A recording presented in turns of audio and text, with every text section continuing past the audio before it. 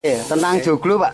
Oh ya, jadi Candi Joglo ini terdiri dari 3 strata pondasi bawah. Pondasi pertama namanya adalah Kamadhatu. Nah, Kamadhatu ini melambangkan sebuah simbol kehidupan alam ragawiah kita. Yang kedua adalah Arupadhatu, yaitu ada di panggung pentas Sendratari Candi Joglo. Nah, ini melambangkan alam keseimbangan akan kehidupan kita. Jadi alam mikro dan alam makro. Terus ada lagi Arupadhatu, ini ada alam keabadian. Di posisi paling atas berdirinya pondasi Candi Joglo itu sendiri. Di saat 3 komponen disatukan akan membentuk yang namanya kesadaran spiritual yang kuat dan kokoh.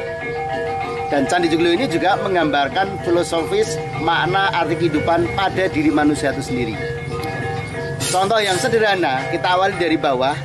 Ada namanya pondasi atau landasan yang sebelum didirikan sebuah Candi Joglo, ya kan? Kalau kita lihat pondasi ini secara wujud fisik bentuknya adalah horizontal, berkaitan antara satu komponen tiang satu dan lainnya, sehingga membuat yang namanya kokoh dan kuat sebagai simbol hablum min nanas.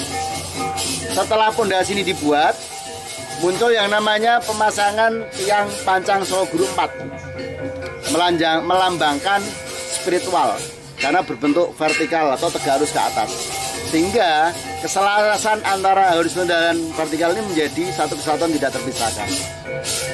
Setelah tiang Solo Guru 4 didirikan, maka kita akan merakitkan yang namanya dinding pada tiang-tiang tersebut, melambangkan rasa welas asih atau cinta kasih itu sendiri.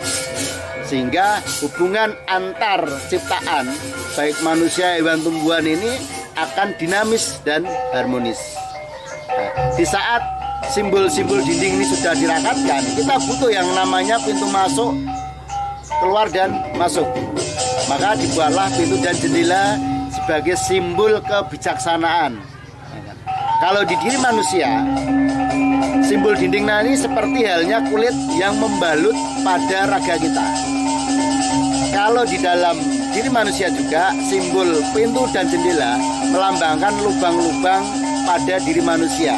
Kapan saat bernafas, kapan saat makan, dan kapan saat buang air pipis dan air besar. Dan kebutuhan lubang-lubang lainnya. Yang terakhir adalah atap yang terbuat dari tanah, melambangkan simbol keikhlasan atau legowo bagi orang Jawa.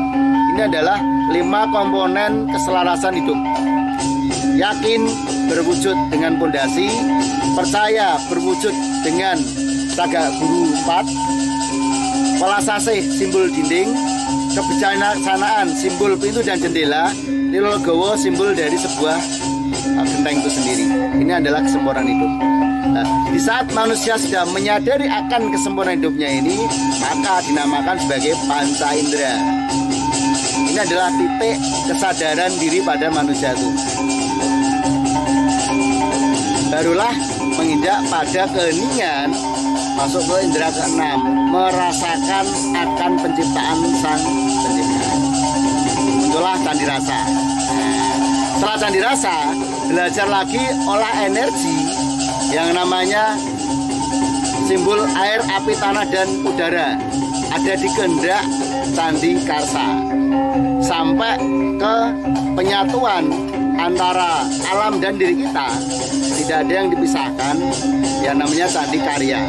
Mewujudkan dari semua proses keinginan sampai dengan kehendak, sampai dengan menjadi sebuah karya. Inilah 4 candi yang ada di Candi Joglo. Ini tadi. Oh ya. Dan di Candi Joglo ini, simbol dari atap ini pada diri manusia melambangkan sebuah mustaka atau kepala, ya kan? Dan tiang-tiangnya merupakan simbol dari tulang-tulang raga pada diri manusia. Setelah ada tulangnya, butuh dibalut dengan menggunakan dinding seperti halnya daging dan kulit itu sendiri. Dan juga ada simbol jendela dan pintu sebagai bolongan songo atau 7 ada di diri manusia itu. Ini adalah simbol dari kehidupan ragawiah kita. Maka ada semacam ilustrasi Pulau Jawa Kalau ada rumah yang kosong, sama ibaratnya seperti raga yang tidak ada jiwanya, tidak ada spirit di dalam rumah itu. Maka tugas kita adalah merawat dan menjaganya.